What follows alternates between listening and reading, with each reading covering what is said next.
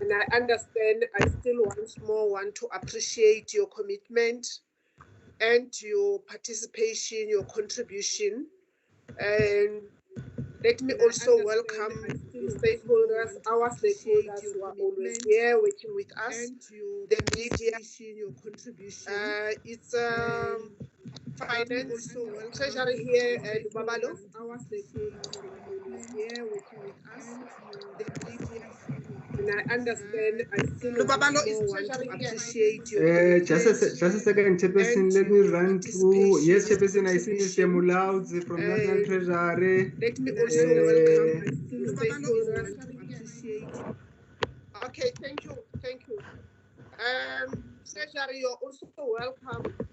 There has been, honorable members, the process that we are dealing with is a Section 75. We must not confuse the two. It's not a Section 76 process. It's a Section 75 process.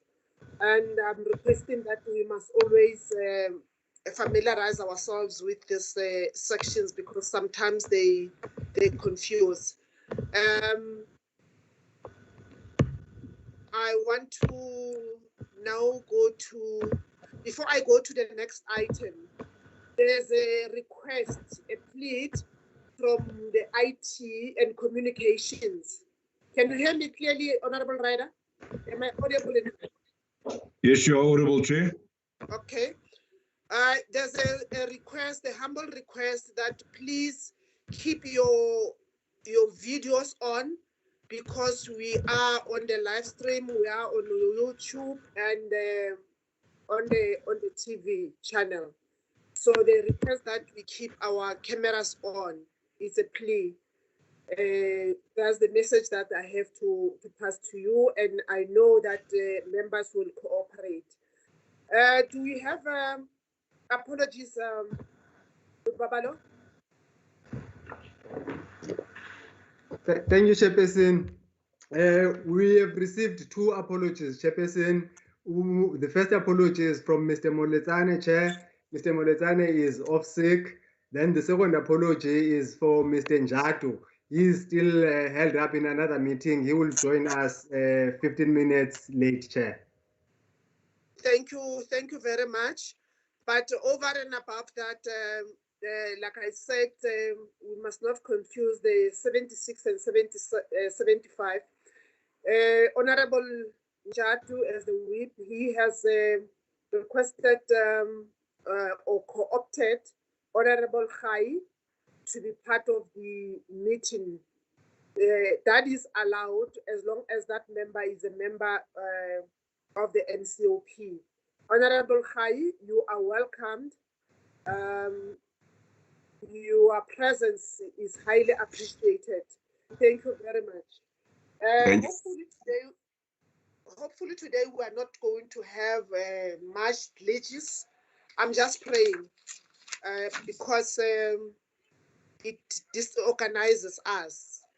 So we are going to the next item, which is the report, consideration of the report, the draft report. Sorry, Chair, it looks like Mr. Ryder would like to have a moment. There's something that he wants to raise, Chair. Okay, Honorable Ryder. Thank you very much, Chair. Chair, two brief issues. The first one is to say thank you very much for adjusting the timing of this meeting so that we can try and attend our caucuses later this morning. The flexibility is appreciated. The second relates to a comment I made at the last meeting of the committee. It was an unrelated report that we were covering, Chair, and I raised an issue which questioned the legitimacy of the report based on the timing of that report.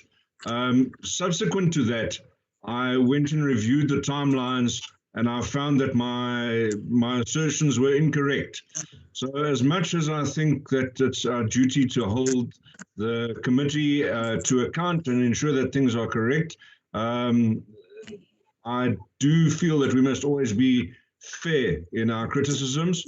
And while I know that you, Chair, are robust and strong, I did feel that it's necessary for me to apologize to yourself, to the committee, but most specifically to the staff members because the timelines were absolutely 100% correct.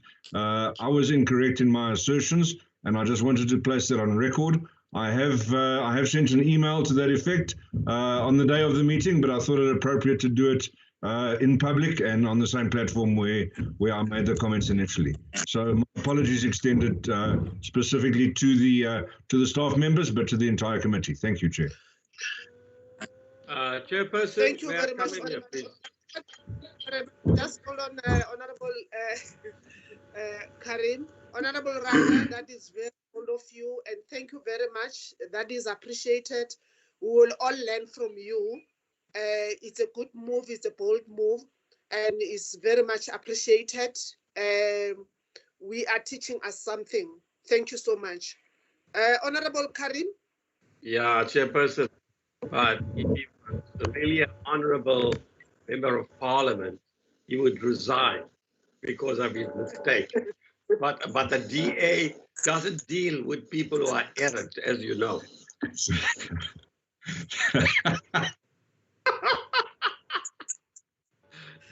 I've always told you. On a more serious note, it is appreciated, Chairperson, as you say. Thank you. Thank you very much. I've always told you that what is between you and Ryder, I will not get myself involved because I know you are the besties. So it will be left with me. With the request that we got from the DA and other members that they have caucuses of their parties, we will make the same approach that we have used. We know that this bill was just adopted yesterday in the NA and fed to us. Can we go to, we will concentrate on observations and recommendations. That is page 21. And I know that I have received some recommendations in terms of the amendment or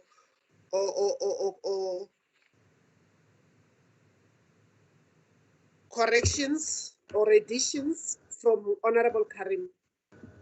I will go page by page so that we can make it faster, and we also accommodate everybody to be on the same board as I will be. Page 21. It starts with point 5. The findings and observations. Page 22.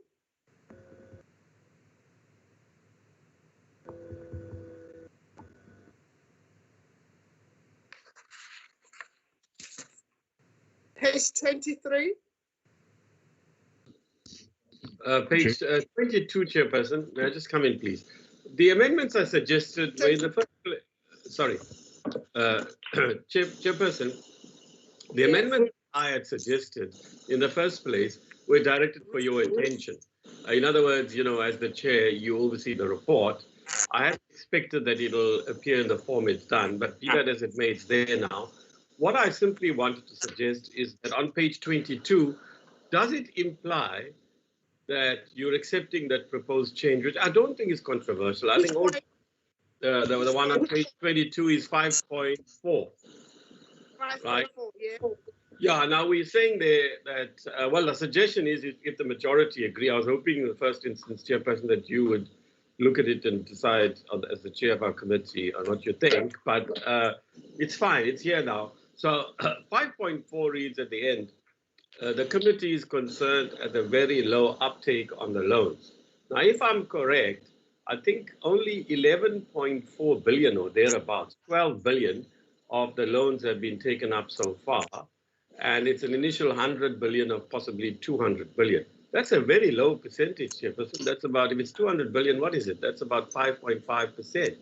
So I think we should express our concern, not just observe it. But later in the recommendations, we do say we want to see, I think, some progress in this regard. So do I take it? I don't know. The process might be simpler if people now looked at Estelle's latest version of the report, which includes these amendments in tracking, and then say that's the report, and then one takes it and nobody's got an issue with it, then it's fine.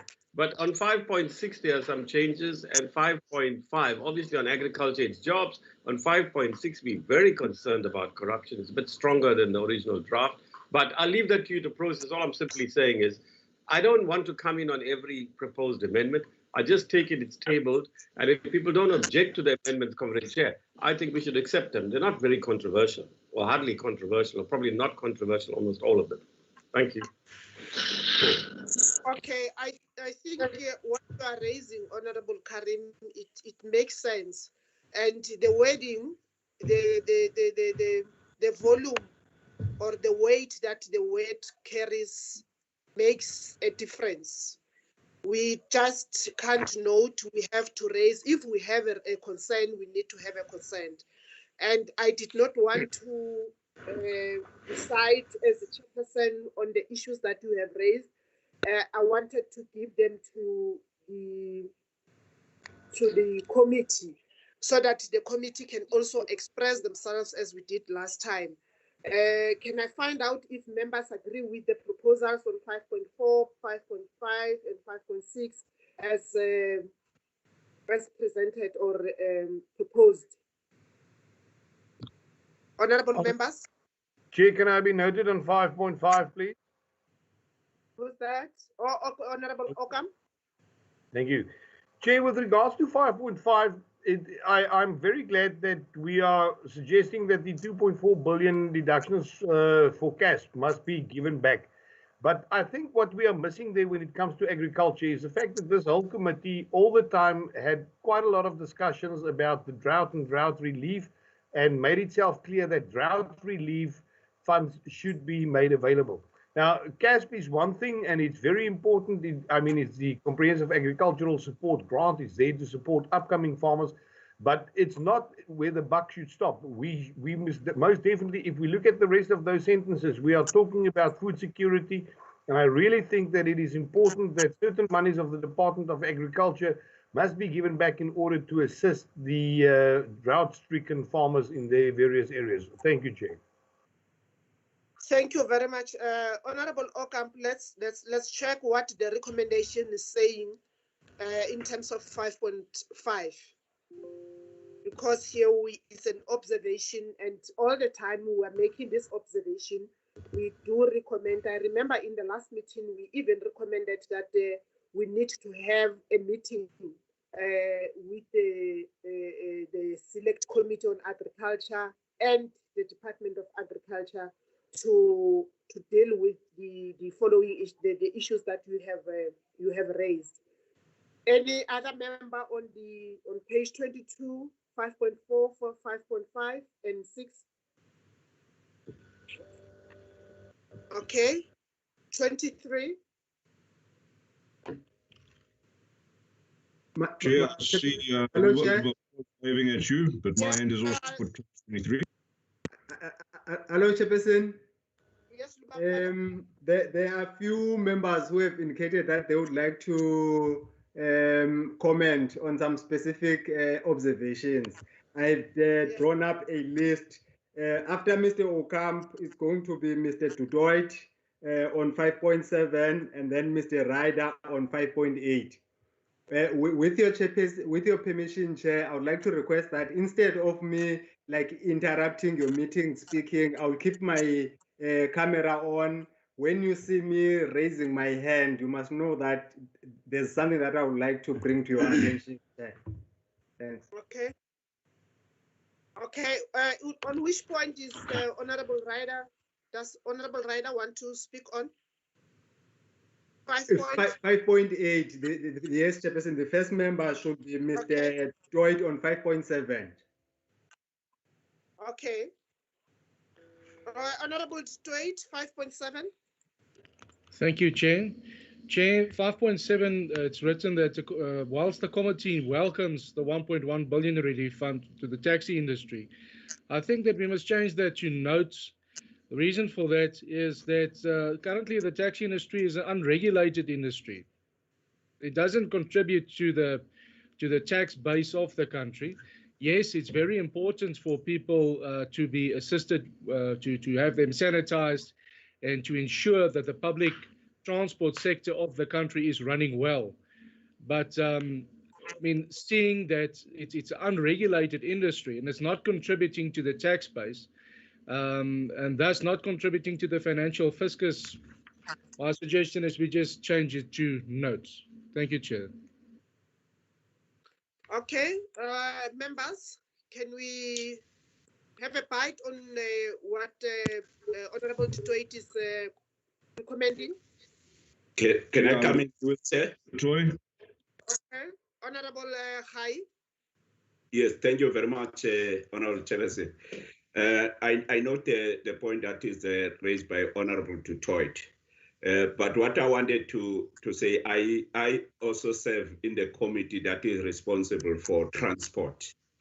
Tomorrow, after the plenary, the Minister of Transport will be briefing the joint committee of the NA and the select committee of the NCOP. There's an intended taxi in Naba, which is also going to look at the issues that Detroit is raising, including the formalization and professionalization of the taxi industry, issues of taxation, and issues of subsidy. But the condition to subsidy will be the issue of formalization first. So they won't get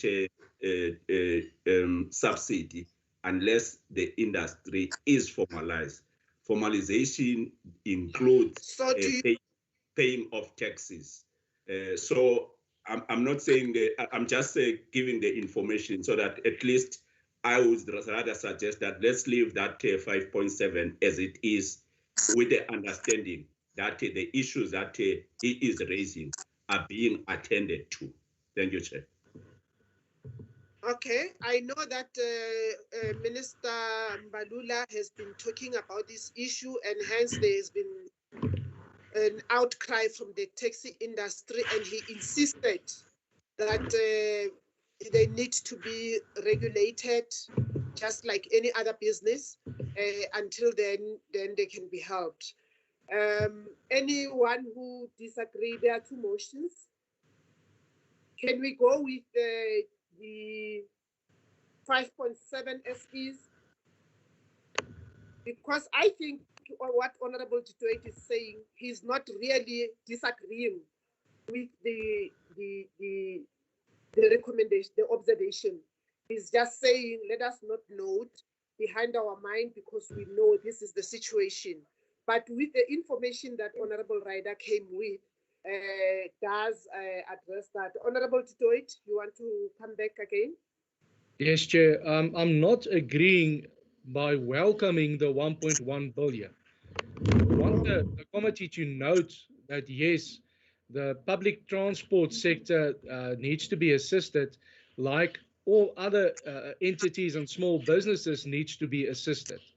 But it seems as if, in spite of the fact that the taxi industry is not contributing to the tax base of the country, they are receiving preference over other entities and industries by the 1.1 billion that's given to support them in this endeavor.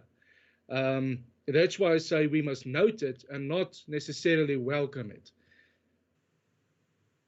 If the committee disagree with me, they're welcome to do so, Chair, but just note that my concern with regards to the wording of this specific phrase and the reasons that I provided to support my stance. Okay.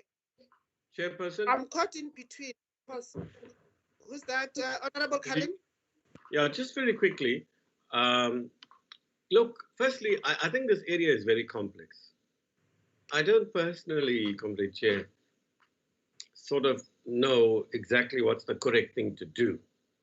But while it is true they don't pay tax, and some of them are super rich, and like everybody else, they must pay taxes, we also have to bear in mind that they do relieve the state of a financial burden, because prior to these taxis becoming as pervasive as they have, My understanding is municipalities often subsidized, and the national fiscus did, the buses. And, when the taxis came on board, they were not, they were not, the province. Yeah. Like if you look at the whole, you'll remember in your other rows, in the early 2000 period, there was a huge fight over the buses in Durban, the eThekwini, right? And the huge conflicts and who got the tenders and whatever. But at that stage, I was a bit surprised to see that the purview for that responsibility or purview or oversight or whatever, functional responsibility lay with the municipality, the metro, not with the province. So I'm not sure where it belongs, neither here nor there. All I'm simply saying is, Mr. Jutoy is right to say everybody must pay their taxes. Chairperson, you and I, we have no choice as everybody else in this committee. We are lawmakers. All of us have to pay our taxes. But at the same time, to be fair, while we expect people to pay the taxes that are due, at the same time, it's very tenable to suggest that they have relieved the state of a financial burden. The subsidies that, as you said, Chairperson, came mainly from the provinces, to some extent municipalities, the bigger ones came in. That's all I need to say. It's a very complex issue, really. And I don't think we're ready to take any positions now. Thank you. Honorable Khai? Yeah, thank you, Chair. Again, the issue here, I think that is contested by Honorable Detroit, is the wording which says welcome. He is suggesting that rather we should put note, but I disagree with him. We welcome all the interventions and measures that government has put in place to alleviate the situation of everybody that is affected by COVID-19. It should not then, we should not come then with condition when it comes to those welcoming those interventions and measures by government. For example, there are unemployed people who are not contributing to tax, and the government has come up with intervention and measures to alleviate the situation of those people by giving them 350 rands. There are people that are getting monies from the UIF, whose companies were not contributing. We welcome all those intervention and measures by government without putting any conditions as to why are we welcoming those when they are not contributing to taxes. So I think the issue of tax should be put aside, because there, as I was indicating, there is another process that is dealing with that situation when it comes to taxi industry. But we welcome the interventions that the government and the measures that government has put in place to alleviate the negative situation with regard to COVID-19. So that welcome is in line with the measures that government has put in place. Thank you very much, Honorable Chair. Okay, honorable members, if there's no other Chair, there must be a response. Chair. There must be a response to that. I apologize. Sorry, Chair. Honorable Khai's comments are noted, but they're certainly not welcomed. I think that, again, we must acknowledge that this is a report of the committee, and Honorable Khai was not part of of all of the consultations that have led up to this point, so he may not have the full picture. And the full picture that we've seen in many of our deliberations is the fact that that tax compliance has been a condition for most industries. Tax compliance has been a condition for most of the grants and allocations that have been done. This committee did flag the fact that this was not being done for the taxi industry. And I think as Honorable Karim has said, we don't necessarily have enough information to put forward an opinion or to take a side. So I think by saying notes, we do note it, and we're not expressing an opinion at this stage. By saying welcome, we're taking sides and we're saying, well, yes, we support this thing.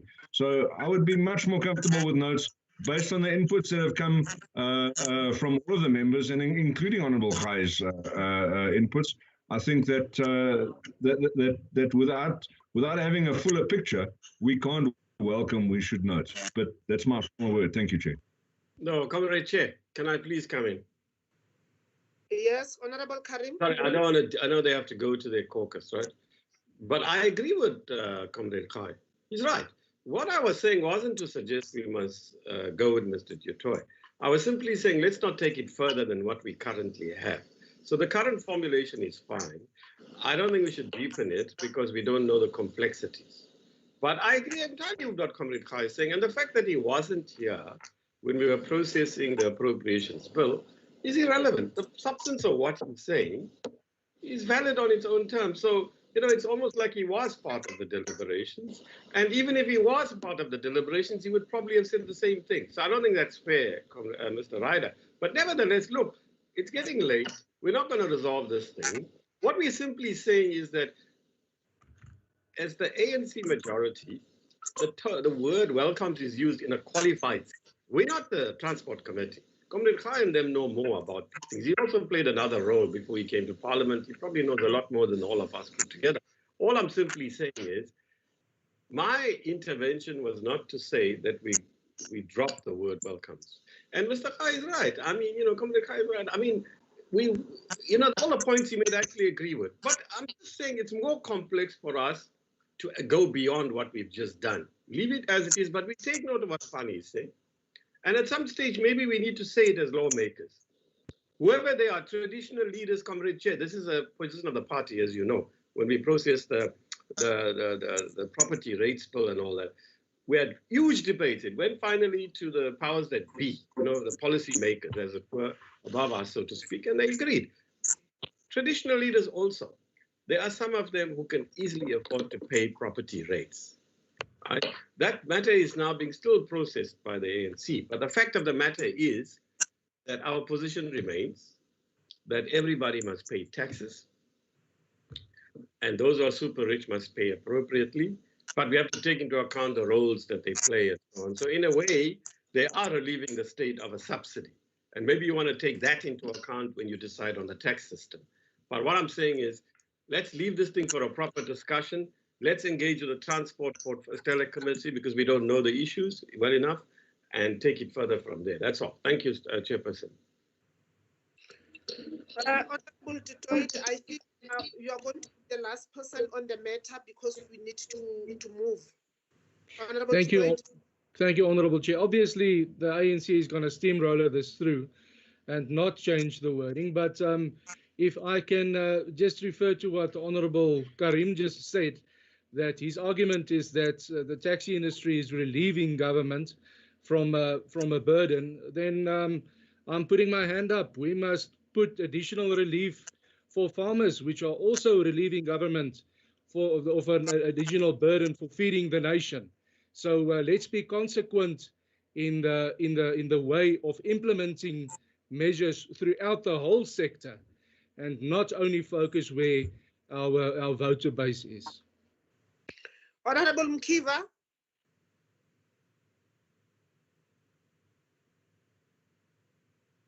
Honorable Mkiva.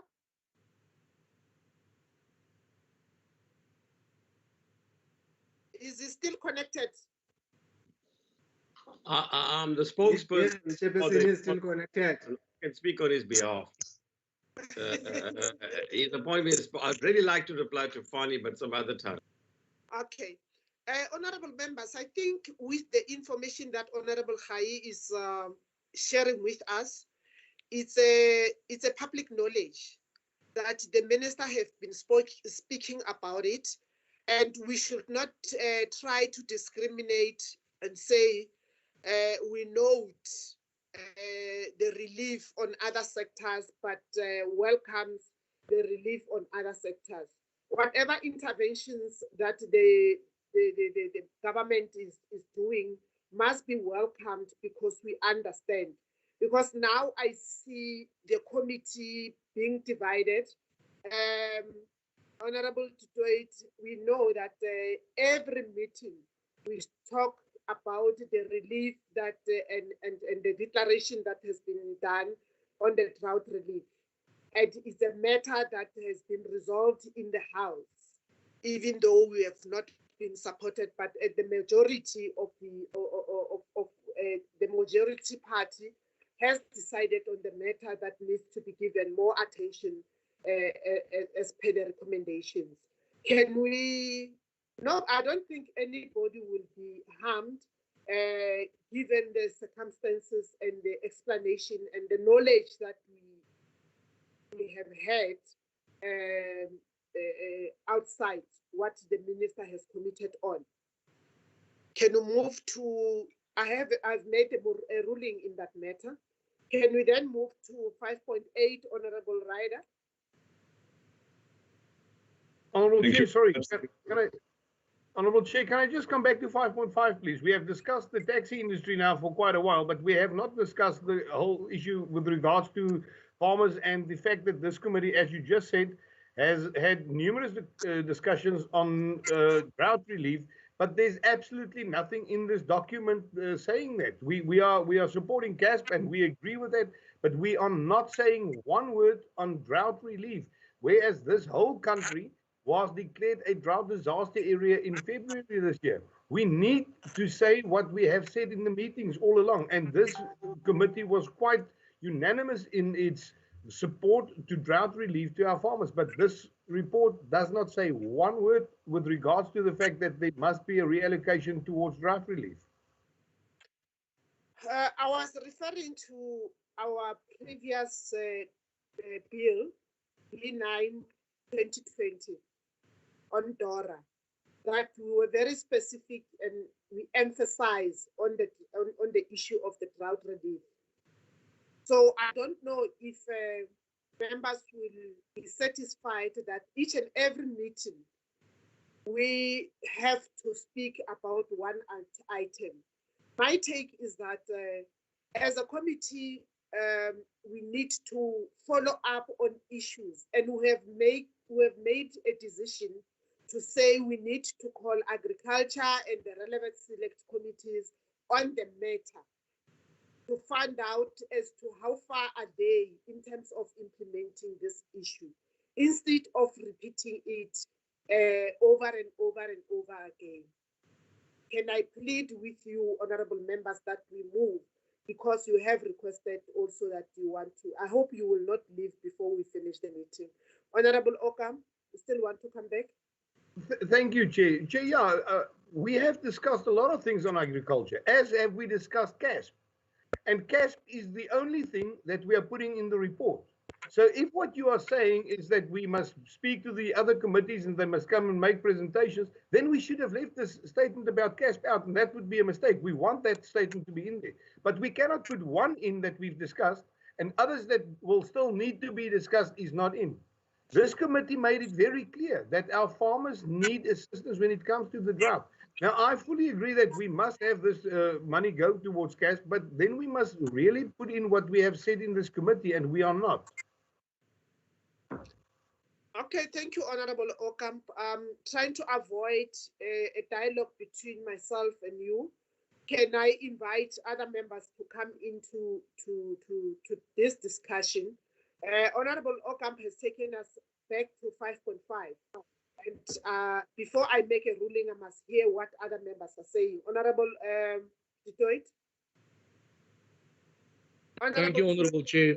Honorable Chair, I fully agree that we must put in that additional funding must be going towards commercial farmers. Seeing that funds were taken away, there was a whole drought budget that was taken away for drought relief, and that kick-started the COVID-19 election campaign. So we must note that since the committee discussed it, this document must be a true reflection of what happened in the committee meetings. I do not know why we are steering away from it and only focusing on the CASP. So I also support and insist that the committee reports that we need extra provisions for support for commercial farmers with regards to drought relief to be included and to be handled as soon as possible. Seeing that we discussed the drought issue last year in a meeting as you correctly stated, and the fact that the department never pitched and no funds were moved towards supporting the agricultural sector and specifically commercial farmers. So it is of the utmost importance that this must be included. We must see to it that food security is protected in the country. We cannot only focus on upcoming farmers. The existing farmers that there are must see to it that we have a constant supply of food in the country. The drought isn't over. I would actually appreciate if I can get permission to provide the whole committee with pictures and videos, since it will be too expensive to take you to those drought-stricken areas, to show what is currently going on. The problem is that most of the politicians only go to shops like Woolworths and Truworths and Pick n Pay to go and get their groceries there. They do not see what's currently going on floor level and in what dire state the agricultural sector of this country is in. It's not about race. We've got farmers of all races and colors. It goes about food security and feeding the nation as a whole. Thank you, Chair. Thank you, honorable members. Please help me, because this issue of the small and medium farmers, commercial farmers, I do remember in the last meeting that we had when we were dealing with the report, we have spoken about it and we have taken a decision. If the decision, we are not happy with the decision and a way forward based on the matter, please help me. Honorable Khai. Thank you, Chairperson. Thank you, Chairperson. Chair, let's differentiate between observations and recommendations, so that we don't spend time on observations. This is what the committee has observed. But then if members have a recommendation under the item recommendation, we can then deal with their recommendation and see whether we agree with what they are proposing or not. Otherwise, 5.5 is the observation of the committee. And therefore we should move. But if a member has a recommendation that arises out of 5.5, when we deal with the recommendation, a member is free to come up with that recommendation and it be tested then with all other members of the committee. Thank you, Chair.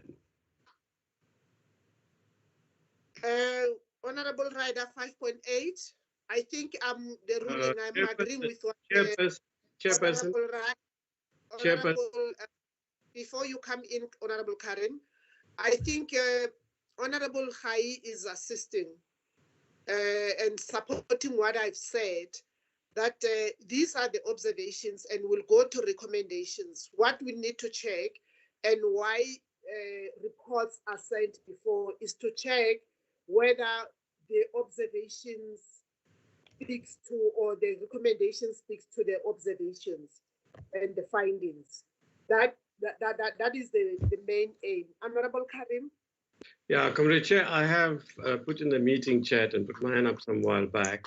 So perhaps the committee secretaries can assist you to facilitate the participation of members. I just want to ask Comrade Chair whether, Frank is here or something, because I agree with your original point that, you see, we can't conflate different bills we are processing. So in the first instance, this is dealing with a national department. This is an appropriation bill matter. You are in the report, Comrade Chair, and your team saying, we are concerned about the reduction in the allocation to the Department of Agriculture for the reasons you've set out. Now, when we looked at the division of revenue, as I understood it, we're talking about provincial issues. It's a Section 76 bill. And the drought affects different provinces differently. So it was correct in Dora to raise the drought, unless we are saying the drought is in every province, which it may be, in which case it could be repeated here. But if it's something that we dealt with in DORA as something that arises from a Section 76 preoccupation with a bill. In a Section 75 preoccupation, we have a provincial perspective, but on national departments. And so you are right, we can't repeat everything that's in DORA in the Appropriations Bill report. Then we might as well take that same report and reproduce it here. So I don't see, unless we're saying the drought applies to every province, it is a national issue, not 5 or 6 out of the 9 provinces. Unless it's actually a national issue, it shouldn't appear in this report. It must appear in that report. I mean, otherwise, 10% you are right. Secondly, nobody is disagreeing, Comrade Chair. Nobody, not the far right and the far left of the ANC. Nobody is saying drought is not an important issue. When has the ANC ever said that? Thirdly, I think it's utterly arrogant of Fanny Jutoy to say that the ANC is not on the ground. Where did the FF get 58.5% of the vote? Where did the AFF get the vast majority of the rural poor? I mean, not the AFF, the Freedom Front. It's utterly arrogant and just saying, if Fanny wants to engage on the issues, he must engage on them. But when he says inflammatory things, we can't sit back. We can't sit back. So let's be clear. They got what, 3% of the vote? Where did their votes come from? Right, firstly. Secondly, we have never, ever racialized. Thank you. Comrade Chair, it is just wrong. We can't get away with saying those things. So if he's provocative, so are we going to be. Thirdly, he has no mandate to speak on behalf of the rural poor. You do. Comrade Khai does, not him. So can we be clear? Point of order, because Chair. You don't represent the majority. So don't say that you shop, with the rural poor and the drought-stricken areas, when the majority in the drought-stricken areas don't come from your party and you don't know them as well as others in the ANC do. Okay, Honorable Karim, there's a point of order. You will come back because there was the point of order from Honorable Titoit. Thank you, Chair. I think, it's fair for the Honorable Karim to reply to what members are saying, but it seems as if I'm stepping on toes and as if the truth hurts. The fact stands that the whole of South Africa was declared a drought-stricken area by the Minister Dlamini Zuma in the beginning of the year, in February, beginning of March. It was gazetted. So this is a national matter. And the Honorable Karim rightfully said that if it is a national matter, it's supposed to form part of this document. Please check the comments section on the side, Chair. Please mute. Honorable Titoit, I think your order is not sustained because you are bringing in side issues now. You are debating, you are doing what you are supposed to be doing in the chamber. We are not debating now. We are not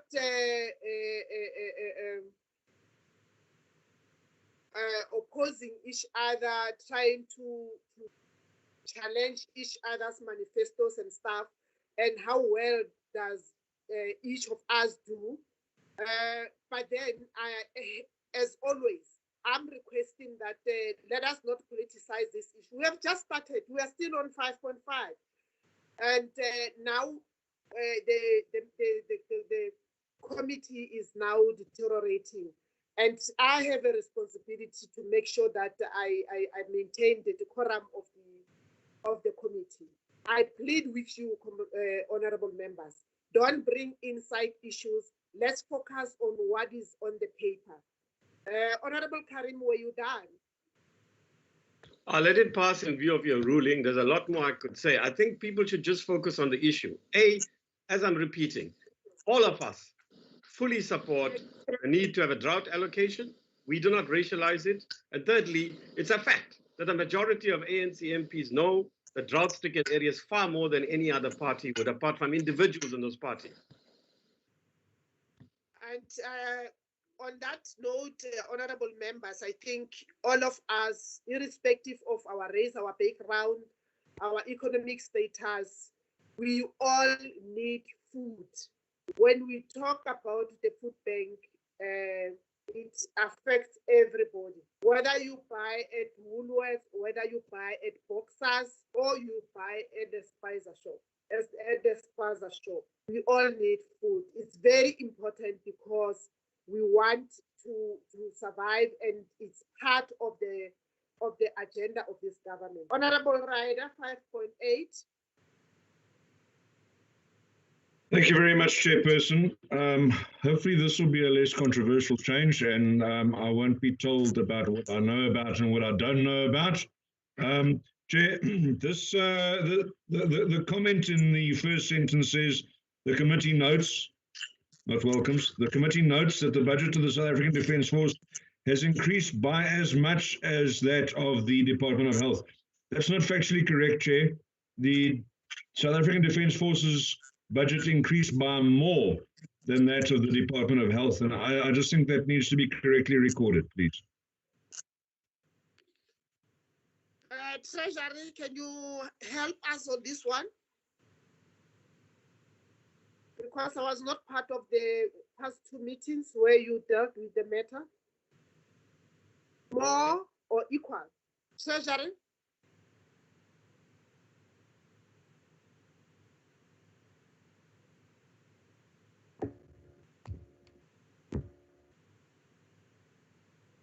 Lubabalo West Treasury. Dr. Mampo is in the meeting, Chairperson, and Mr. Mulauzi and Mr. Mulauzi or Dr. Mampo, can you help us? Dr. Mampo, can you help us?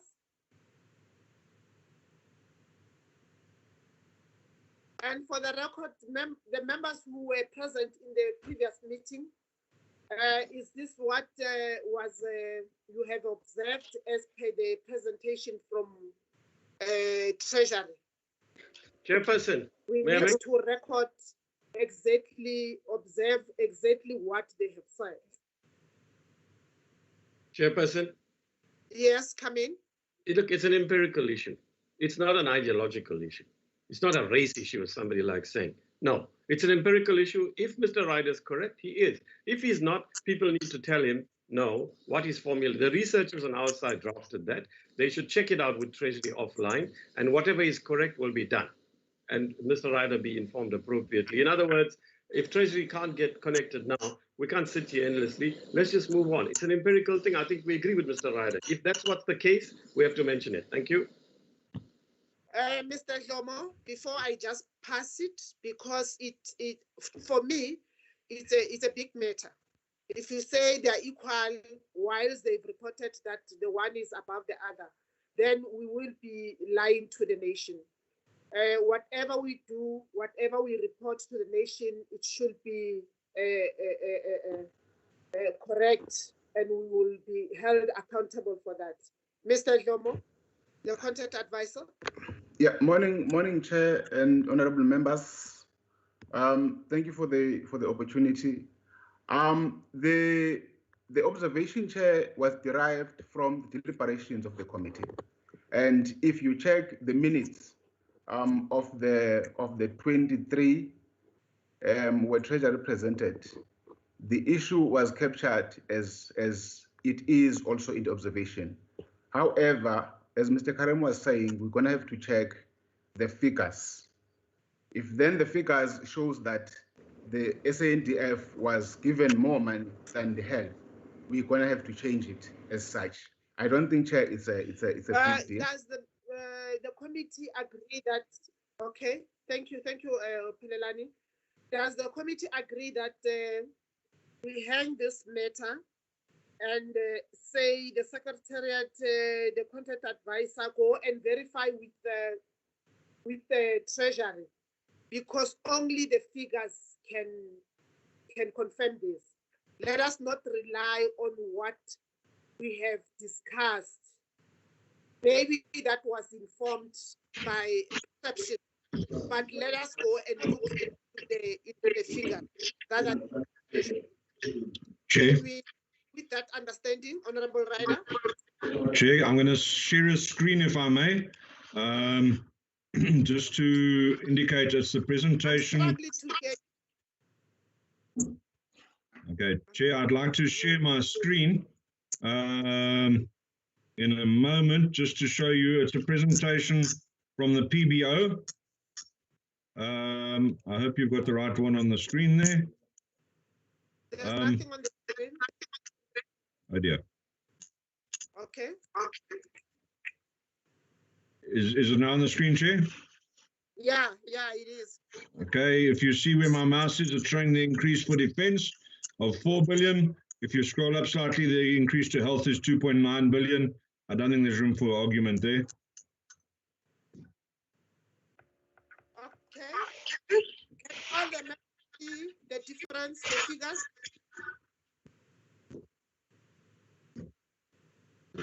Helelani? Chairperson, Dr. Yes. Mampo's hand is up. Okay, Dr. Mampo. Thank you so much, Chairperson. Sorry for the delay. I was muted. So when we did the allocation, it was not a matter of what is important vis-a-vis what is not important. How we did the allocation was that we got the applications from the different departments and we looked Just at— a second, Doc. Just a second, Doc. Chairperson, can you please remind the Doc to put on the camera, please? Switch on your camera, I'm sorry. Okay, let me do that. I'm trying to do that. But also, that's not the issue. The issue is just a simple one of fact. Was the increase for defense higher than the issue of health? We don't need to argue the ideological positions. It's merely a case of asking, was defense more than health? Honorable Rider, I will tell you to deputize me next time. Thank you. Dr. Mampo. Thank you, Chair. I look forward to sharing of the salary too, yeah. Chairperson, I think honorable members have to look at the allocation of health in totality. You can't look at it at a national department only because over 20 billion was reprioritized for health at a provincial level. So if you look at the total that is allocated to health is over 22 billion. That's the amount that was allocated for health, while for the defense force was the 4 billion that he's referring to. So I think when you look at the allocation of health, you have to look at what money was moved for health purposes. And also, it's not only health that was allocated for health purposes, even the Department of Public Works and Infrastructure, there were some reprioritization that were done for the quarantine sites. So the total health budget, you'll have to look at it for departments and also at different spheres of government. Thanks, Chairperson. Thank you for that clarity, Honorable Rider. Thank you, Chair. Then contributes. Whoops. Sorry, I thought you were asking me to respond. Thank you, Chair. Chair, that contradicts exactly what Mr. Karim was just saying, where he said this is not DORA. We need to now focus on the National Appropriation Bill. What happened in DORA, whether it be for drought or for health, is a separate matter. We're now dealing with this main appropriation bill. The appropriation bill is clear. More was given to defense than for health. Chairperson, on a point of order, really. That's not exactly not what I said, actually, Dennis, and you know that full well. What I was saying is that we should avoid repetition unnecessarily. In that context, what I said has validity. But in the general sense that Dennis is doing it, it's very tendentious. I mean, why don't we just focus on the issues? There are no policy differences here. That's what I try to tell Fani. If he avoids inflammatory issues, like who knows the drought risk in the areas better, we'd focus on the issue. Here, the issue is simply this. Was more money given to the Department of Defense as against the Department of Health? That's the fact. Once that is stated, none of us has a policy issue on that. It's an empirical fact. So what are we fighting about? The issue we can differ about is not what the figures say. It's about the meaning of those figures. And Dr. Mampour is helping by saying, if I understand her correctly, and I qualify this, if I understand her correctly, Chairperson, she's saying that is correct empirically. If I understand her, I don't know that I do. So I'm qualifying it yet again before somebody gets distracted and tendentiously and like really warped interpretation of the. If I understand her correctly, may I repeat, if I understand her correctly, if I understand her correctly, so now there's no confusion, I'm not distorting it. Then she is saying, then, that means following my understanding that that is correct. Then consequently, what I'm saying is, she is saying that if you look at the Department of Health's increase, it would not be a fair reflection of what has also gone to other departments dealing with health-related issues. Presumably, it relates also to a previous fact that was put before us, that the Department of Defense is also serving a military role. The doctors and so on are assisting. I read somewhere they were sent to the Eastern Cape. So let's agree on what the fact is, and then the writers, the drafters, need to give a meaning to it. So when I saw that sentence yesterday, for what it's worth, Comrade Chair, I also wanted to raise questions around it. Because if this is true, the figure, what is its meaning? Because as it's written like that, Pelelani Dlomo and others, Comrade Chair, it could mean something very different. Somebody picks up one sentence out of your report, our report, and then it becomes like news. More money allocated to defense than to health, and we're becoming a militarized state and so on. So let's deal with the fact and then reword that to take into account the other issues that Dr. Mampu made. Thank you. Can I remember that we rework the 5.8 as identified by Honorable Ryder, because from what Dr. Mampu have said, the meaning of what is written here is different. And if you go down, it also talks about subs, the whole paragraph. So I think it needs to be redefined, because South African National Defence Force is a national department, and Department of Health here, the comparisons that we're doing here, we're talking about Department of Health at the national level, which responsibility is to coordinate and intervene. But the actual health interventions and work are done at provincial levels, where we were dealing with DORA. Actually, health is the most allocated department. Can I suggest to the committee that we don't misrepresent the committee and the country on this paragraph? Thanks, Honorable Ryder, for bringing it on, and request Honorable Karim to work with Dr. Mampu and Pelelani to redraft this paragraph so that it gives the meaning. Any other person who comes across this paragraph must be able to understand what are we referring to. Comrade Chair, Committee, with due respect, yes, I don't think I should do the drafting, because then people will raise issues, right? So I think Pelelani and Mampur can do it. They can submit it to you as the chair. If they want to give me a copy, I can look at it, but I don't want to draft it, because then, there are people today that are really wonky. I don't want to get involved in all that. I think you're absolutely right. Chairperson, I don't want. Thank you. Yeah. Now I'm not going to. I don't want you to draw me into that. I have addressed that. I made a ruling in that. I, as the chairperson of this committee, I'm delegating you, Pelelani, and Dr. Mampu to please assist in crafting this paragraph, this recommendation, please. Then we'll move. Who's I next? have to do it because you're saying it. I think it's inappropriate. Fine. Who's next on the list? Chairperson, I think now the committee has exhausted 5.8. I think now it's a question of you proceeding with the observations of the committee.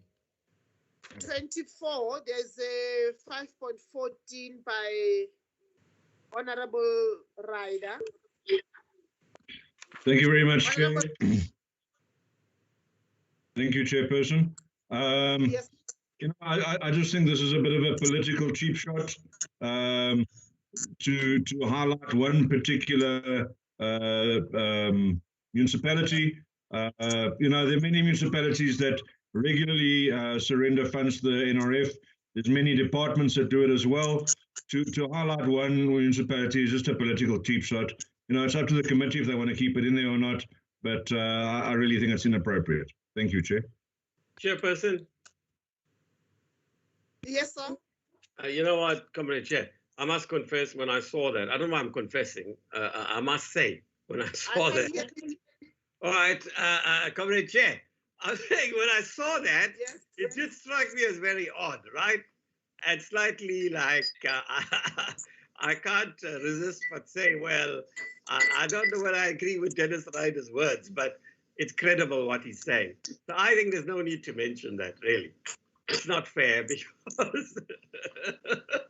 anyway, it's not fair because it's not fair, right? You and I know better. And I see he's laughing because he knows as well, right? It's uncalled for. There are other municipalities run by ourselves that are in a worse position. So really, I don't know, Pilalani, you're getting a bit too political now. He lives in Cape Town, so Dennis, please understand. Wait, Honorable Karim, please don't attack the staff.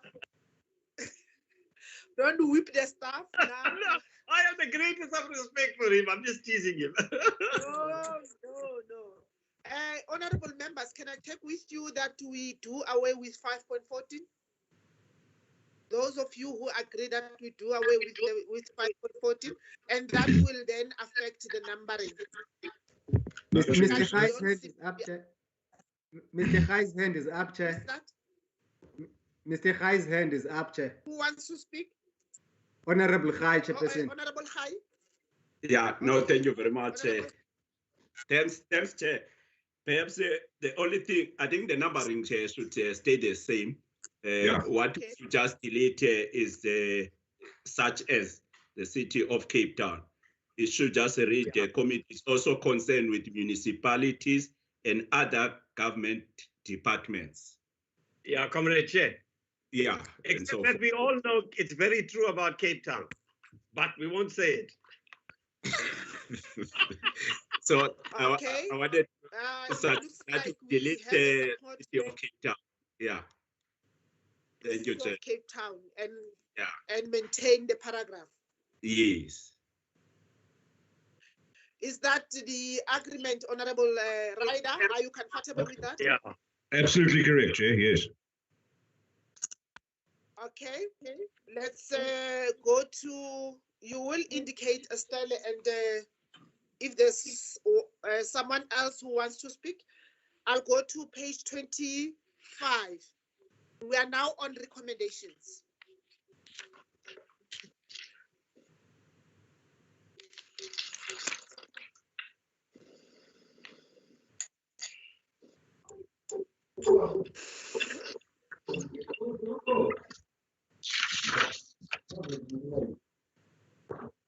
Page 26.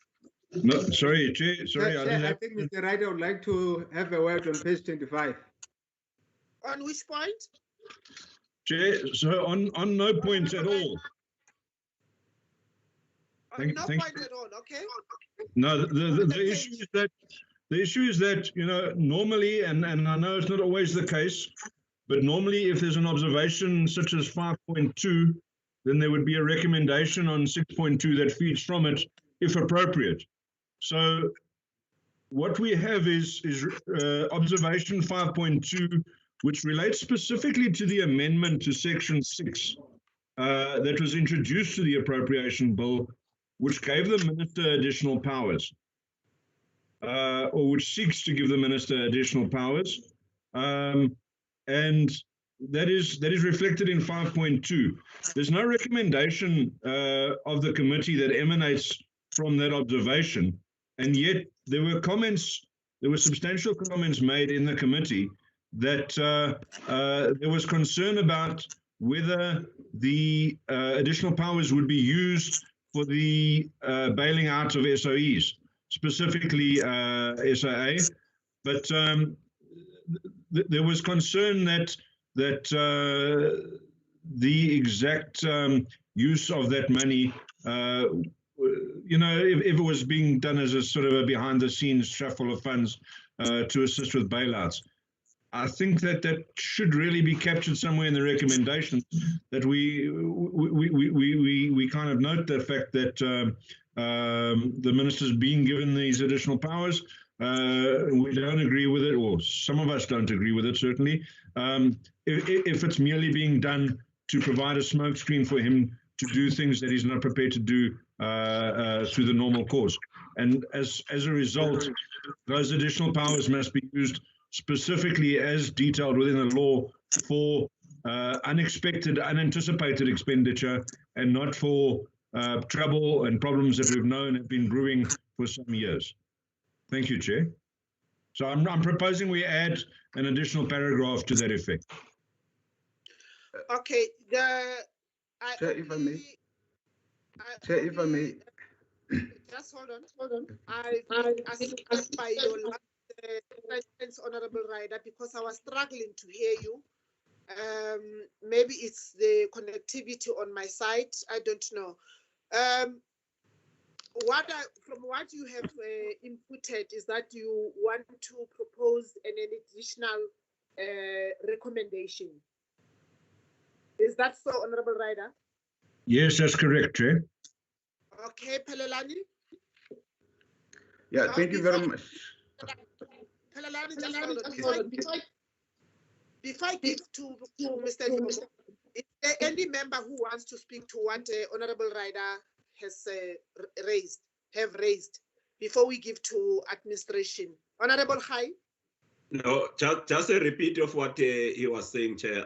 I really couldn't get it. It sounded like an observation to me rather than a recommendation. So I was not really clear if maybe, with due respect, Honorable, okay. I could repeat what he was proposing. Okay, Honorable Rider, can you, in the meantime, while I'm focusing on other members, try to craft your edition so that we can discuss it and hear what is it that, because there's a confusion whether it's, from what Honorable Khai is saying, whether it's an observation or a recommendation. But also from my side, as a chairperson, I was struggling to hear you in totality because of the connectivity. Mr. Jomo? Yes, thanks, Chair. Chair, I just wanted to raise the point that there is a recommendation on 5.2, which is 6.2. And if, Chair, that recommendation is not adequate, members can strengthen it. But the notion that says there is no recommendation for 5.2, it's incorrect. There is a recommendation. Thanks, Chair. Honorable Rider, can you check that 6.2 if it covers what you were? They don't speak to each other at all, Chair. Sorry, 6.2 is no correlation with 5.2 in my view. In my view, obviously. 6.4, Chair. 6.4. 6.4? Yes, Chair. Yes, Honorable. Can you check 6.4?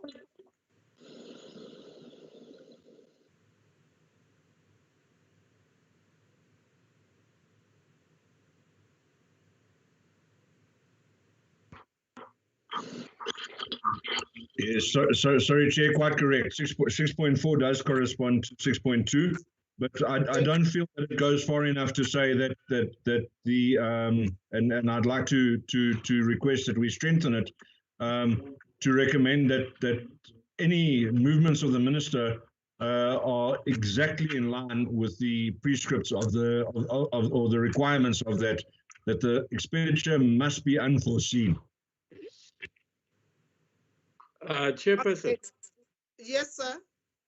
I wanted to speak before Pelelani, but anyway, because, you know, I'm not sure now. Well, look, let me put it another way. You see, you'll recall a telephonic exchange you and I had, right? At a particular time regarding this matter. And we also raised something that slightly overlaps with what Dennis Ryder is saying. So I think firstly, what Dennis is saying, I think you and I broadly agree with Comrade Che, if I understand him, right? But you can't say, Dennis, that the minister must abide by the law. That's like platitude, right? Or the regulation. It's like, then we must do it for every little thing. Every new thing comes to the minister. What we can say is that we will monitor. You see, firstly, I'm not convinced. Ideally, explain, right? But I'm not convinced that, well, I don't know to what extent the new 6.1 is actually how much of power it gives the minister. But what we could make is a general point that we will monitor carefully the use of this new power, if there's such a thing. So the first instance, can National Treasury reply? Is it actually a new power? If so, why? And then we can take a position on that. That, you know, I think actually that we mustn't decide in the abstract. Let's hear Mampuru explain. I think they did, but I've forgotten. But if others know about it, it's fine. In short, we can make a more general statement that says that we monitor carefully the use of this extra power, if such an extra power has been allocated, something general like that. But he's right, Dennis, is that it doesn't directly address 5.2, paragraph 5.2 of our report. But perhaps Dr. Mampur can just come in and explain in 1 minute what the issue there is from their side. Before I address your request, before Mampo, I think, honorable members, when we also deal with this recommendations that we want them to be resolutions, we must also not exclude ourselves, our responsibility as the oversight body. That is our responsibility to make sure that the minister does, or any minister does not, executive authority does not abuse the power given to them. It's our responsibility to oversee that. But then let's allow Dr. Mampo Modise, this Dr. Mampo. Chairperson, I'm just switching on the video. Yes, thank you so much, Chair and honorable members. So this is not a new power that the minister will have. This has always been in the PFMA. It's section 6 of the PFMA.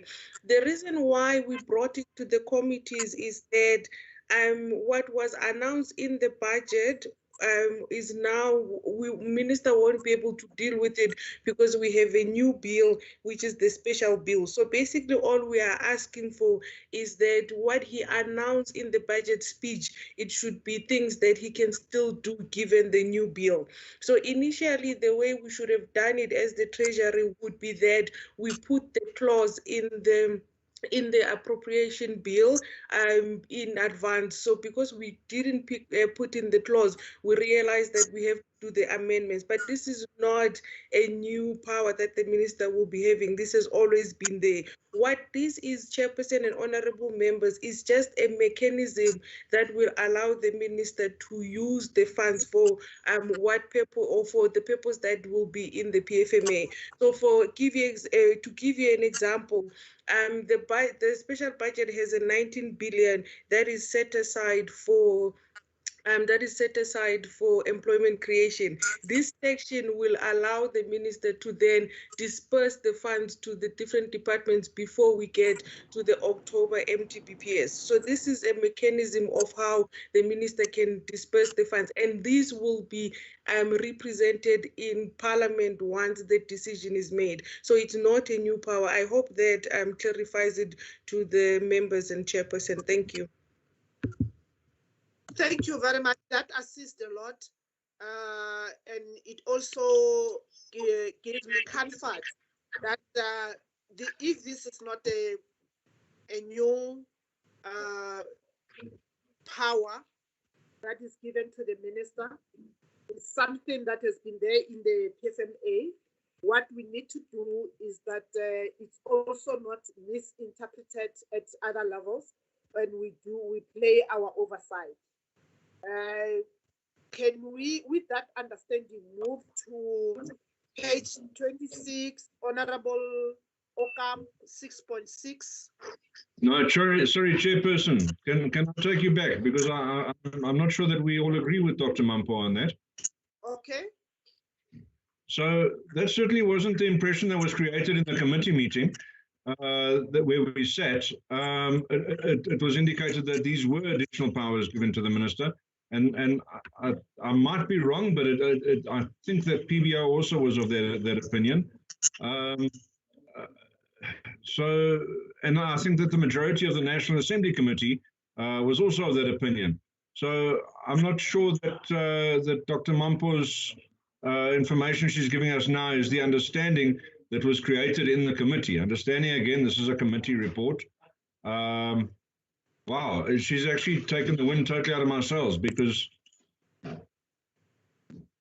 yeah, I'm flat. I hear what I was saying, Honorable Ryder. Honorable members who were in the meeting, I understand that this is what is contained is what Honorable Ryder is raising is what was discussed in the meeting. But what Dr. Mampo is doing is clarifying or trying to correct. Can I hear the members? So that we can Comrade Chair. Yes, so Honorable Eunice. Yeah, look, firstly, again, this is not an ideological issue. It's not a policy issue. We agree on a lot more than we're making out. We just polarize things. So if Dennis is right, he's right. It's either a new power or it isn't, Dennis. If it is a new power, then obviously you are right to draw attention because that's our parliamentary and constitutionally defined responsibility to hold the minister to account. But Dennis, why I think Dr. Mampur may be right. Look, I don't recall as vividly as you do that National Treasury said something else last week from what Dr. Mampur is saying. As far as I know, and I don't think she would lie. I mean, insofar as there are differences, there's differences of interpretation, understanding. So, you know what I think, Dennis? If it is a new power, Chairperson, it means there has to be an amendment to the PFMA. So, particularly speaking, Dennis, when you use the word new power, I immediately thought that's not the right word, but we understand what you're saying. What you mean is exercising a power that he or she already has. They can't have a new power. Only new power can come from us. They put an amendment to the PFMA, but finally it's Parliament that decides. So there's been no amendment to the PFMA that I know of because it'll come to us. In the last term, nothing came to us, Comrade Chair. So we made no amendment to the PFMA in the last term. It's not a new power. It's exercising a power that already exists. If anything that's new here at all. But what Dr. Mampur said resonates with what you and I said, Chairperson, on a telephonic exchange, if we recall. But look, Comrade Chair, we're not going to spend endless hours here. Philolani Dlomo must help us. Is it a new power? It doesn't seem to me to be the case. It's not possible to have a new power.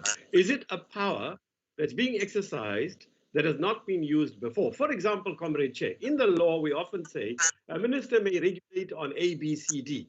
The minister doesn't regulate on it for 10 years, and in year 11, for some reason, he or she decides they will regulate on that matter. That's not a new power.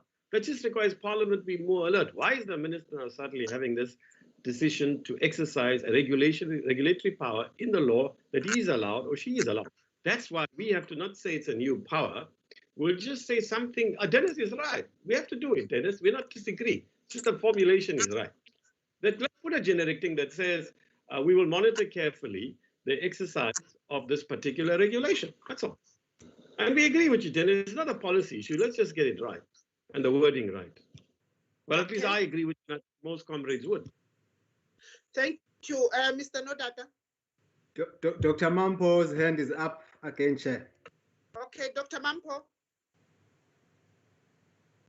Thank you, Chairperson. Thank you, honorable members. I think what we're going to do just to help the committee is to basically, I'll work with the researchers so that they can see for the past 10 or 15 years in all the appropriation bill, there has been Section 6, and the minister has used it several times, even to give money to SABC. Dinell, the other year, the Section 6 was used. So can I ask that I put together the examples each year of instances when the minister used Section 6 that we can submit to the committee, so that you can see how government or how Treasury has been using Section 6 in the past. I hope that can help the committee to understand what instances the minister uses Section 6. Is that fine, Chairperson and honorable members? With me, I don't see a problem, but then the issue now is that we must resolve on how we move from what the Honorable Ryder has raised, taking into consideration what you have raised, Dr. Mampo, and what Honorable Karim have raised. I must go back to Honorable Ryder. Chair, yes, thank you. I think that Dr. Mampo's offer will be gratefully accepted, and perhaps, understanding that we haven't gone through this type of process before, perhaps you can also indicate to us why an amendment to this appropriation bill is then needed if it's just to exercise powers that are already held. So, why was this amendment then introduced to the committee halfway through? Perhaps they can just clarify that for us. But I think that Mr. Karim's comments are well accepted, and yeah, let's monitor. I don't think we're all in agreement, but that's possibly because we don't all have the same understanding. So if Treasury could then just help us to understand exactly why this amendment was brought. Okay, Honorable Njatu. Thank you very much, Chair. Good morning, members. Chair, I have logged in late. I believe my apology is accepted. Chairperson, I think the matter being under discussion is a legislative matter. So the minister is functioning under the PFMA. And I think when I listen to Dr. Modise, it is clarifying in terms of how processes are unfolding within the legislation. So I fully accept the explanation by Dr. Modise, and then so that we be able to close this point on an explanation which was given in terms of Section 6 of the PMFA. So, Chairperson, I would want to say that I think let's move forward in terms of the explanation that was given by Dr. Mampo, and that being a satisfactory in terms of clarifying the matter to the committee as to how the minister is operating. Thank you very much, Chair. Who's next, Mr. Nodata? Chairperson, with your permission, Chair, can I request that you give me a right to highlight my understanding of the amendment? Yes. My understanding is that Section 6 has always been there in the Appropriation Bill or Appropriation Act. But in this instance, there are two words that have been inserted. Word AN and the second adjustment. I think what triggered the insertion of this, it's because it is for the first time that there's been an adjustment in the middle of the year before the tabling of the MTBS, wherein normally we usually deal with the adjustment appropriation bill. That is my understanding, but I think Dr. Modise can expand on that if I'm correct, or if I'm incorrect, she can correct my understanding, Chairperson. Thank you. The last person to speak on the matter, Dr. Modise, you have heard what members have raised. Even after your explanation, I'm going to make a ruling after you have spoken on the matter. Can you come back? No, it's fine, Chair. I agree with the process that you are proposing. Yeah. Okay. Dr. Mampo? Thank you, Chairperson. May I ask MP to just resolve it? She's our legal person. MP, please help the committee. Thank you. Okay. Thank you very much, Honourable Chairperson and members of the committee. I just want to explain, this is not an amendment to... Sorry, I hope my video is on and my mic. This is not an amendment to Section 6 of the PFMA. It's an amendment to Section 6 of the Appropriation Act that was passed by Parliament earlier this year. And as the committee secretary explained, the problem is there's wording in the section which said it must be utilized before an adjustments appropriation bill is tabled. Now, we didn't foresee that when the act was passed earlier this year that there will be another adjustments appropriation bill. So that wording now curtailed the minister from exercising the provisions in Section 6 of the Appropriation Act.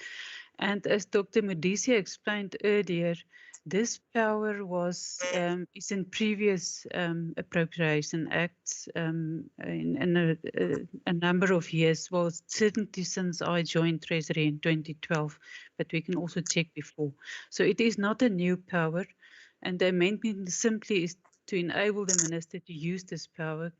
Because the moment the adjustments bill was tabled on the 24th of June, he couldn't exercise that power anymore, given the wording. Thank you very much. Thank you very much, MP.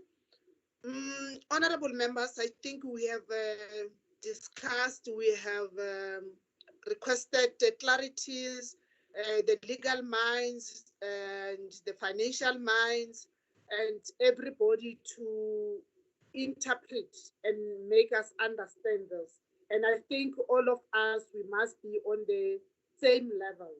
Having said that, we don't undermine what the Honorable Ryder might have said. We just have to be on the outlook that maybe there isn't anything that might be abused. The power will not be abused. And that is our responsibility. But in terms of the amendment and the legislation, I think we are on the same understanding. And with that, I rule that we close the matter and go to the next item, which is 6.6, Honorable Okam. Chairperson, Eunice.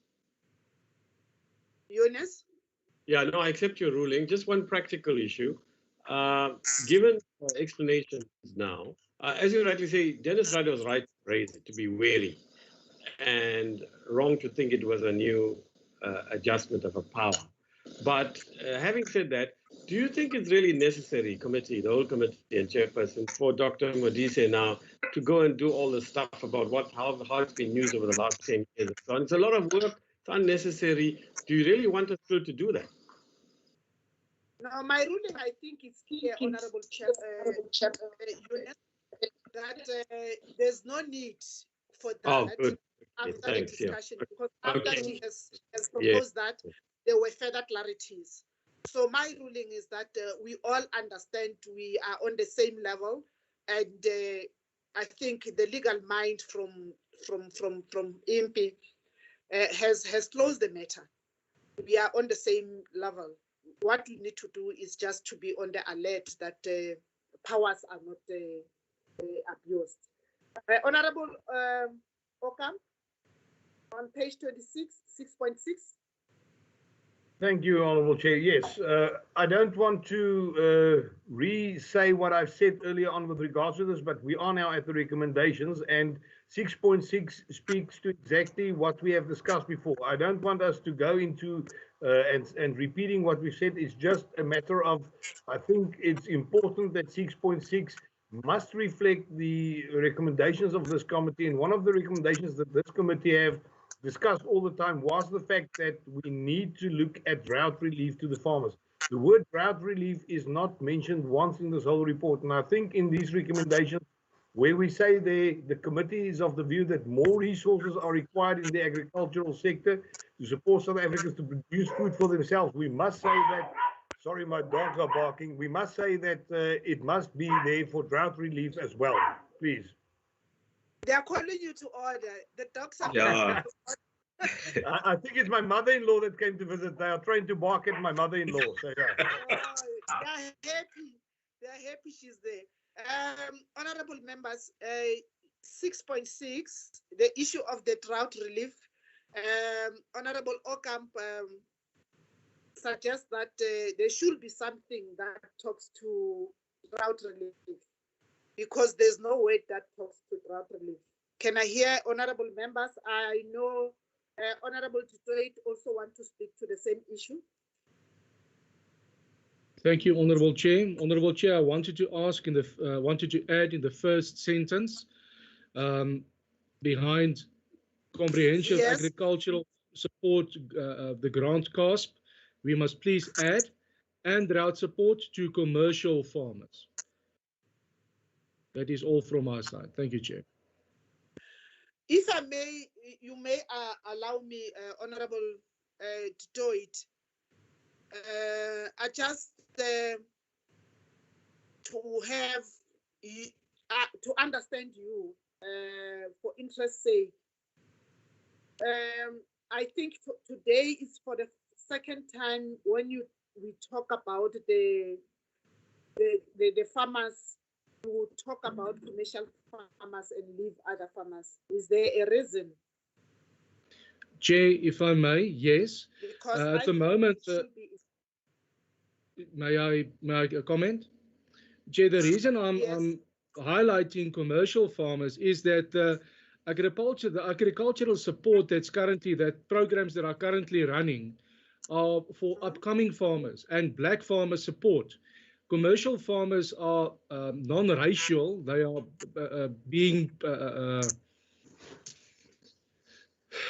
farmers of all races are forming part of that commercial farming arena.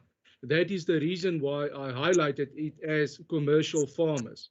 Since there's already support for the agricultural sector and the upcoming farmers, I believe that we must be consequent in supporting everyone in a fair manner, not discriminating against any farmer of what sort. Thank you, Chair. Okay, Honorable Ryder. Who's next after? Oh, sorry, it's Honorable Khai. Who's next? Okay, Honorable Khai. Thank you, Chair. I was going to suggest, Chair, that we leave 6.6 as it is in terms of the recommendation. If there's an issue of drought, my understanding, the issue of drought relief should be dealt with in terms of the disaster that is declared, and therefore it should then be followed up in terms of that. The last meeting I attended of this committee in November, I think in November last year, if I'm not mistaken, dealt with this issue of the draft. And in fact, Treasury confirmed that there were monies that some provinces were not accessing. So it's different than from the issue of CASP, the grant, and that is reflected here. So it's totally a new thing that has got nothing to do with the observation and finding. So if members have an issue that they want to take up with regard to the issue of drought, I don't think it belongs into this particular issue that we're dealing with now. It's a matter that it can be followed up as part of a disaster that has been declared by the Minister of COGTA. Thank you, sir. Lubabalo? Honorable Karim is next, Chair. Okay, Honorable Karim. Firstly, I don't see personally a problem. I don't know what other comrades feel in including drought relief, notwithstanding everything I've said. But I don't agree we should mention commercial farmers, Comrade Chair. I realize people represent certain constituencies. They have a problem when we do represent our constituencies. I don't know how we can't have the same right as they have. It's a democracy after all. But there are subsistence farmers as well, right? We don't have a classical peasantry, as you know more than me, but we have subsistence farmers as well who are not in the commercial market sector. They're also affected by the drought. The drought affects everybody, not just commercial farmers. It affects, as you rightly said, people who shop in, I don't know where they shop, you know, the fanciest places, I don't know what they are, but Woolies is the one that comes to mind. As you rightly said, so I don't think we say drought is a national, as people now say, which I wasn't aware, that it had been a national, I only got aware of it, I remember now, it's actually declared a national disaster drought in February, right? So let's just say something about including drought relief. It's for everybody. Including commercial farmers, subsistence farmers, you know, all the people who are, all of us, everybody, rich and poor, are affected by food security, especially now that hunger is stalking the country. So let's just say including drought somewhere. Mr. Khai might be right that it's not belonging here. That's neither here nor there for me. Slot it in Pelelani and team somewhere. That's what I feel, but I'm not going to fight about this. I just don't think we should put the commercial farmers alone. That's all. Thank you. Okay, Honorable Dutoit, can I please plead with you that we don't specify commercial farmers so that we avoid to fall into the trap that we are discriminating against other farmers as if we are classifying farmers. All of them are important. So all of us here in this committee, different political parties, we have constituencies in the sector that we are talking about. But we should not try to discriminate unnecessarily between upcoming farmers and commercial farmers. I think this matter is next to your heart. When we meet with the relevant department, let's highlight it and put it out that according to you, this is how you feel. But as a committee, we need to be inclusive of every category of farmers. Yes, sir. Chair, I agree with you, and that's why I suggest that we state all farmers, because in 6.6, mention isn't made of commercial farmers. So then say drought relief for all farmers. Thank you. Then it's inclusive of everyone. Thank you very much. Thank you. Thank you, Chair. Lubabalo? Mr. Okamp is next, Chairperson. Okay, Honorable Okamp. Thank you, Honourable Chair. Honourable Chair, I think we've got a very good solution here, and that is what has been proposed. I don't think we should at all distinguish, as you've rightly said, between people that are farming. All farmers need assistance, whether they are black or white, big or small, commercial or upcoming. Each and every farmer that suffers under drought must get some help. I just think, Honourable Khai, it's important to note that the drought disaster that was declared in February was during last week not extended. So the drought disaster is not there anymore. And I think that is also one thing that we have discussed in this committee. I think we are at the solution. We must just put in the words there that emphasis must be put on the relief of the problems that people are experiencing with regards to the drought all over the country when it comes to our farmers. Thank you so much. I appreciate that. Thank you. Can we move to page 27? Chairperson, can I raise another issue related to 6.6? 6.6? Oh, yeah. You see, the words as much as possible of the 2.1 billion reduction were added, right? The reason I say this, Comrade Chair, is we should not put pie in the sky recommendations. We know that's not going to happen. There's no way Treasury is going to return the 2.4 billion. Where's the money? But we don't agree that that amount of money should be taken away for the reasons set out. So I think in the way we word things, the team should also be a bit realistic, because then we put pie in the sky stuff and they don't get implemented, then people say, what's the point of coming to the public hearing to make recommendations? And they're not doable. In fact, they are doable at times, but you don't follow up. So I think when we couch our recommendations, we should also be realistic of what's feasible, what's possible, what's doable. All of us want the 2.4 billion to go back, but it ain't going to happen. That's the only point I wanted to make, or a general point. Okay. Can you move to where we were? Or is there anything that you suggest in terms of what you have raised, Honorable Karim? Added to say as much as possible. The words have been added already, yeah. Yeah, because they're not going to return 2.4 billion, right? And when we say things like they must reinstate it, I mean, it's realistic. So we just say as much as possible. Then we fight for it within the parliamentary structures and also outside it through our other structures on the powers that be. Got it, Honorable Dlomo? Mr. Dlomo, you got it? As much Yes, Chair, we got it. We've captured the amendment, the proposed amendment. Okay. As long as the committee agrees with it, so we'll capture it. Thanks, Chair. No, we do. Page 27. Anyone on page 27? Estelle Lubabalo? No one? Okay, Chairperson, can I just draw attention to a comment I made? Chairperson, sorry about this. 2.8. Yes. If you look at 2.8, right? I don't know where this comes from, and I don't know what its implications are. So it reads here, the committee is of the view that the 3.2 billion earmark for the land bank should be transferred to the bank upon submission of credible turnaround strategic plans. That's correct. That's what it's saying. And if need be, government and the land bank should revisit the current banking model of the bank, which does not allow it to take deposits, so that it can become self-sufficient and stop relying on state bailouts. Now, in principle, that's correct.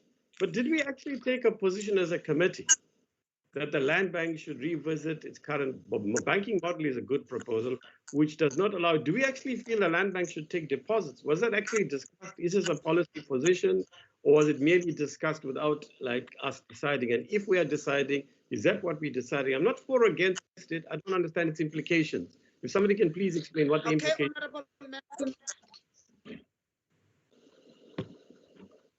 Okay, honorable members. Honorable Karim wants assistance and assurance that you remind each other as people who participated in the previous meetings. Can I get anyone who wants to assist Honorable Karim? Chair, if I may. Yes, Honorable Ryder. Thank you very much, Chair. I think Mr. Karim is quite correct. There were some comments about reevaluating DFIs and reevaluating the business model and the environment that they're operating in. I don't think that there was ever any direct comments relating to the old terminology was a deposit-taking institution. I don't recall any discussion specifically detailing that. It was merely a case of we need to reevaluate their business model and ensure their viability. I don't think the committee made any suggestions as to future policy. Okay, thank you. I have struggled to hear you. There should be a problem between the connection of Gauteng and Kwamhlanga. When you speak, I'm struggling to hear you. Honorable members, do we agree with what Honorable Ryder and Honorable Eunice are saying? Karim, can we move with that understanding? Chairperson, can I make a suggestion?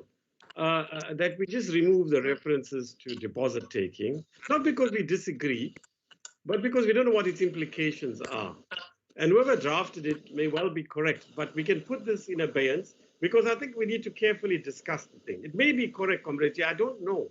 So I'm not saying no to it personally because I don't know whether it's valid or invalid, but it's something we need to discuss. I think so the next time when we meet with the, we got it on our agenda to meet with the Agriculture Select Committee, I think that issue should be brought up and the content advisor and his team should put a paper together on why they possibly think that's a correct thing to do. Let Treasury tell us why it's not possible or why they think it's something they, but deposit taking is a big leap as far as I understand it. Maybe right, but let's have some discussion first. Thank you.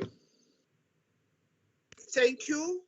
With that understanding, Honorable Karim is saying he's not sure. He raised it. He's not sure whether it will make any difference to maintain it or remove it. I want to confirm that we will live with it. And I want you, honorable members of the committee, to confirm that that's a good understanding of the committee, because I don't want to take unilateral decisions for the committee. Is that the understanding, honorable members, that we leave it as is and go to the next item? Chairperson, with due respect, we're suggesting we take out the words. We leave the whole paragraph there, but we take out only the words that, let me go back to it, it's 6.8, right? So on line 1, 2, 3, 4, we stop there, we say revised, line 5, 1, 2, 3, 4, yeah, 4, revise the current banking model of the bank. And just take out the words, does not allow it to take deposits.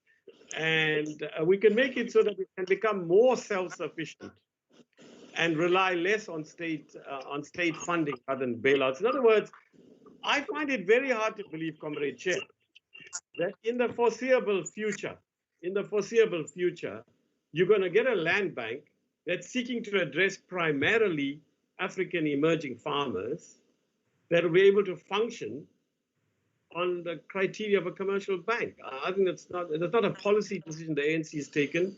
We have no mandate, as far as I know, to say those things. So I think the best thing, Comrade Chair, is just leave everything out that refers to what form.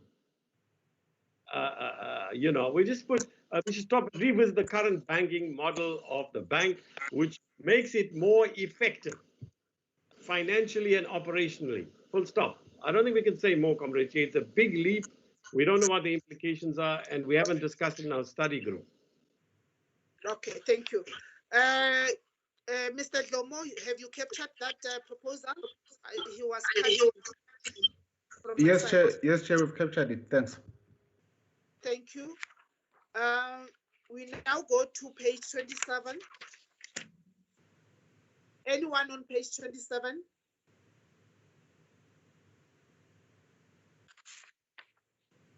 On page 28, there's no one. Thank you very much, honorable members. Fruitful discussions, and I think we are all going to own up to this report as a true reflection of the work that we have worked so hard on. I really appreciate the engagements because they help those who have a lesser understanding of issues. Thank you very much. I now go to the next part, the last part of the report, to get a mover for the adoption of the report as a true reflection. Chairperson, Eunice? Yes, Eunice? I'm happy to move it or second it or whatever, but just very quickly, one of the things we need to think about, Comrade Chair, is in our recommendations, we keep saying that Treasury should do this and that, and then we say it should be the MTBPS. That makes sense actually at one level because MTBPS is coming very shortly, in 3 months' time. But frankly, between the MTBPS and the current, we should also at times now, we plead with the researchers to do this, to put in, we will have a special engagement with Treasury and other stakeholders on this matter and that matter before, this adjustments that come. Because, you remember in the last term, we used to do that with Treasury. We used to have quarterly reviews. We don't do that in the NCOP. And maybe while we're in COVID situation and the rules are joint meetings, but some of the issues we raise in our report, we give it to the SCOF to tell them that when they have the quarterly meeting, it should be a joint quarterly meeting, taking into account some of the issues in our report. That's all I want to say. But finally, Comrade Chair, another point I'd like to raise that must think about, I don't know, but it doesn't follow that every observation has to have a recommendation. Sometimes we observe things, but we haven't decided what we want done. So I don't think it should be a mechanical relationship, though in general, there should be recommendations that flow from observations, but not always. And finally, Comrade Chair, in the powers invested in you and Mr. Njad, I think we should you should issue a decree that Comrade Hai joins this committee as an honorary life member because he brings insights that the boring rest of us do. Thank you very much. Okay, I'll take the first part of what you have said, Honorable Karim, that we put that in conclusion, in the concluding remarks. I think it will help a lot that we capture that as a concluding remarks as a way forward. Do you agree? Are you comfortable with that, Honorable Eunice? Comrade Chair, well, that's your call and the committee's call. I'm not necessarily put anything. I'm saying in future, we as a committee need to decide. We're not going to wait for MTBPS and the budget. In between, we're going to call the thing. The matter of procedure is what you'll handle as a chair. You'll send a letter to Sifiso and to Joe and say that when we have joint meetings, yeah. But as a select committee, we are concluding on that note. Okay. Yeah, we can put a paragraph. Yeah, Pelelani can put a paragraph in. Yeah, that we will before the MTBPS with our appropriations committee on the NA side address some of these issues in joint meeting. Yeah. Okay. Fine. Okay. Mr. Notata. Thank you, Chairperson. Just a comment in terms of clarifying this part that you just discussed together with the Honorable Karim, that will it not be proper if what he is saying, we don't capture it on the report, we capture it on the minutes of the committee as a resolution for today taken by the committee, that going forward, if there are issues that committee feels strongly about, then we should ensure that we have joint meetings with the NA committees. Okay. What is your take, Honorable Hai? What is your take on what Mr. Nodata is saying, that we should not capture it on the report, at least it should form part of the minutes resolution that we have taken on today's meeting? I fully agree, Chair, with the suggestion. Honorable Ryder, do you agree? I think so, Chair. As far as I could understand, yes. Honorable Dwight? No objection, Chair. Okay, Honorable Okam? I'm fine with it, Chair. Honorable Leap? Honorable Jatu? Okay, thank you, Chair. Agreed. Okay, thank you. Can I get a mover for the report? Chair, may I come in? Yes, sir. Okay, thank you very much, Chair. Chair, after broadly and carefully deliberations by the committee and the recommendations made by this select committee of appropriations, I propose the report to be adopted. Thank you very much, Chair. Thank you so much. Can I get a seconder?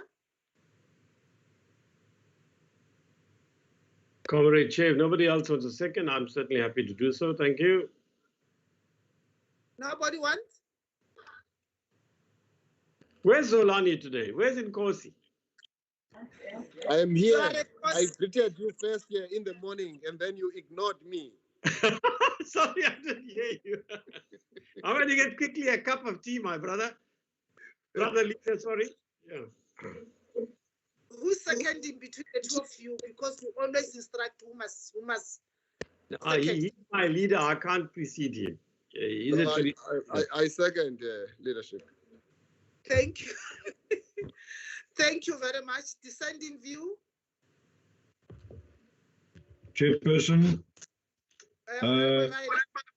Thank you very much, Chair. Chair, so I think this is an excellent report. It's a good reflection of what was discussed. However, there are certain small nuances that would require further consultation between myself and my colleagues on my caucus, and therefore, and only for that reason, I would require that the committee notes that the Democratic Alliance should reserve its position on this report until we've had opportunity to fully deliberate. Thank you, Chair. Chairperson, that double speak for saying no, thank you. Thank you, Honorable Ryder. Is there anyone else who wants to speak? Mr. Dutoit's hand is up, Chair. Honorable Dutoit. Thank you, Honorable Chair. Honorable Chair, the Freedom Front Plus also reserves our position on this matter. Thank you. Thank you very much. After so much deliberations and inputs, and this is how we get to the conclusion. Point of order. On behalf of Comrade Moletsane, who is not here, who is sick, I hate myself to say no. No, no, no. That's off the record. That's Record that. It's interesting to note that Honorable Ghai is not the only co-opted member today. That's a good one. Honorable, thank you very much. Let's not delay you anymore. Let's go to the next item, the minutes of the 21st. Chair, before you move. Before you move to your next item, just two issues, Chair, to alert the members on. Chair, on the question of engagement with Treasury, I just wanted to alert members, Chair, that the committee has been focusing more on the legislative processing, right? And we have done less on the in-year monitoring activities, as you know. But there is a meeting that is going to take place before the MTPPS with National Treasury, where Treasury will be presenting the provincial grant expenditure as well as local government expenditure conditional grants. So some of the issues that are being ventilated now, Chair, they are still going to arise also in that meeting, because National Treasury will be presenting specific sector expenditure conditional grant, where members will have more take and more clearer understanding on what has happened just before the MTPPS, Chair. And that is part of the mandate of this committee, to look at the quarterly expenditure grant at provincial level and local government level. So that activity should happen on a quarterly basis, Chair. So the engagement continues. The second issue, Chair, I've sent a draft paragraph to Mr. Karim on the health and defense issue. As soon as he okays it, we will factor it into the report, Chair. Thank you very much. Remember, I said also in consultation with Dr. Mampo for the figure. Yes, Chair. Yes, Chair. I've requested the communication channels so that we can send it to Dr. Mampo as well. I did not have her email with me. Thanks, Chair. Okay. All right. Thank you very much. Can we go to the minutes? The minutes, the first set of the minutes, they are written the 17th. Can we start correcting that? It should be the 21st. 21st of July. Page 1. Page 2. Page 3. And page 4. Can I get a mover for the adoption of the minutes of the 21st? I move, Chair. Thank you. Thank you, Honorable Dutoit. Seconder? Second, Chair. Thank you, Honorable Njadu. The next set is the minutes, a set of the minutes of the 23rd of July, 2020. Page 1, attendees. Page 2. Page 3. Page 4. Page 5. page 6, and page 7. Can I get a mover for the Chairperson. minutes of the 23rd? Ah, yes. Let me move for the adoption of those minutes, comrade. I let you. Thank you. A seconder for the minutes as a true reflection of the discussion. I second. Oh, okay. That's my traditional leader, Chairperson. I have to follow him. Jadu. Yeah, Show follow, respect. follow. You I don't withdraw. come. Follow. Are we both second? As the No, senior Induna, I second. As the junior Induna, he Okay. seconds me. Yeah, Honorable Karim, second. Thank you. The last set of the minutes are on the 24th of July, 2020. Page 1, the attendees. Page 2. Page 3. I hope I'm not too fast. Page 4. Page 5. Page 6. Page 7. And page 8. Can I get a mover for the adoption of the minutes of the 24th of July? Can I get a mover, members? I move for adoption, Chair. Honorable Njatu move. A seconder?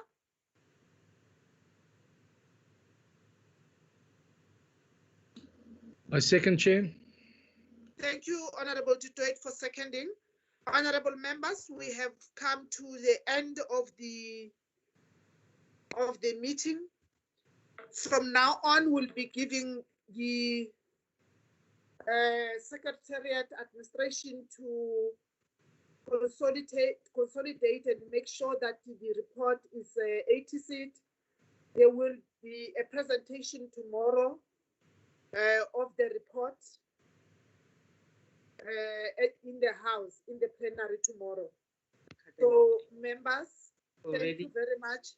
Created a I think Sam and them from IT they apparently were trying to hold if you are on the other line. I don't know what. Thank you. Honorable members, I want to thank you very much. We'll see each other tomorrow in the plenary in the House for the presentation of the report and hopefully and believing that we will be adopting this important report. Thank you very much, and I want to thank everybody who participated. Treasury, thank you very much. Support staff, thank you. The A-team, team appropriation, thank you very much for the commitment. And for those who are going to other meetings, go well. You must check your messages and emails. I think there's something that has been sent to us for our attention in the NCOP. I don't have the powers to announce it, but just check that communique. Thank you very much and keep well, keep safe. Thank you. The meeting stands adjourned. Thank you, Chair. Members. Thank you, Chair. Thank you, colleagues. Bye, everybody.